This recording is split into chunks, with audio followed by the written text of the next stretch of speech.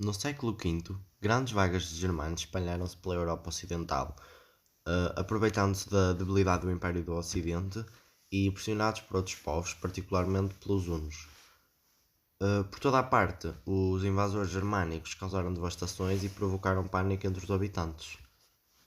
Após estas invasões, a Igreja tornou-se o único fator de unidade numa Europa fragmentada, dizendo assim, por inúmeros reinos bárbaros, apoiando e protegendo as populações e aproveitando as estruturas administrativas centrais e locais dos romanos para congregarem os fiéis.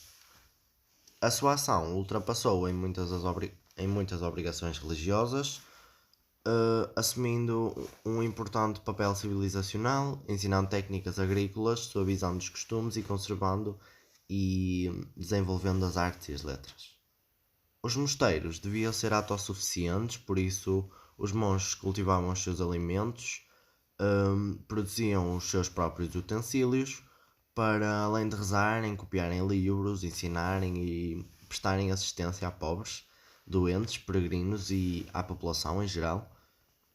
Os mosteiros eram centros da vida cristã, polos de cultura e importantes focos de dinamização da economia, pois ensinavam à população novas técnicas agrícolas, contribuindo para a reconstrução económica das regiões da Europa.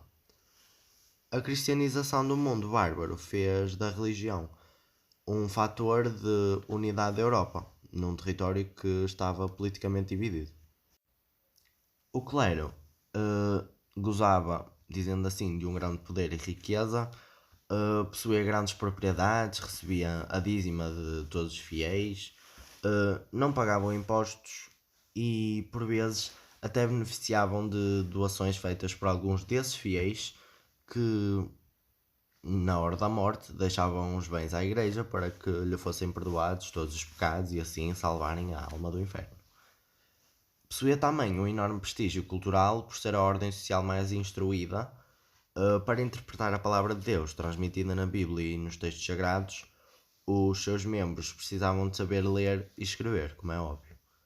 As escolas e bibliotecas se destinavam sobretudo aos membros do clero. Por essa razão, localizavam-se nos mosteiros. Os clérigos também davam assistência aos pobres e hospedagem a quem viajasse em peregrinação, cuidavam igualmente dos doentes, elaboravam medicamentos a partir das plantas, criaram as primeiras farmácias e promoviam as artes e o saber, sobretudo relacionados com a região. Nos mosteiros, os monges copistas encarregavam-se de copiar e ilustrar a Bíblia, tanto como outras obras, algumas delas de escritores da antiguidade, preservando assim uma importante herança cultural. A vida no mosteiro medieval.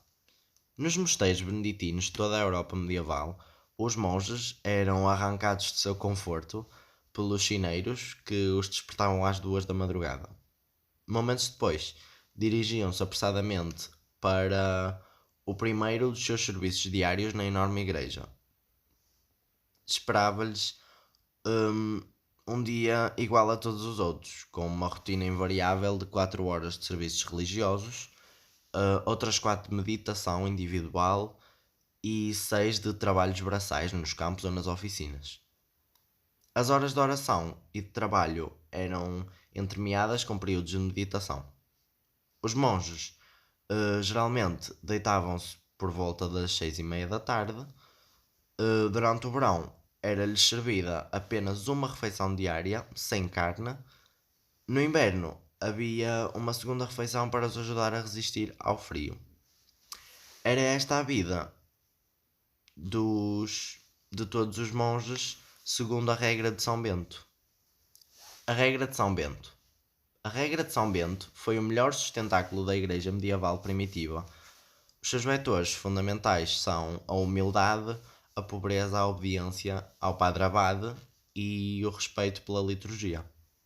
Com este trabalho, conclui-se que os mosteiros foram grandes centros civilizacionais na Idade Média, onde no seu interior o monge dedicava-se basicamente à oração e ao trabalho.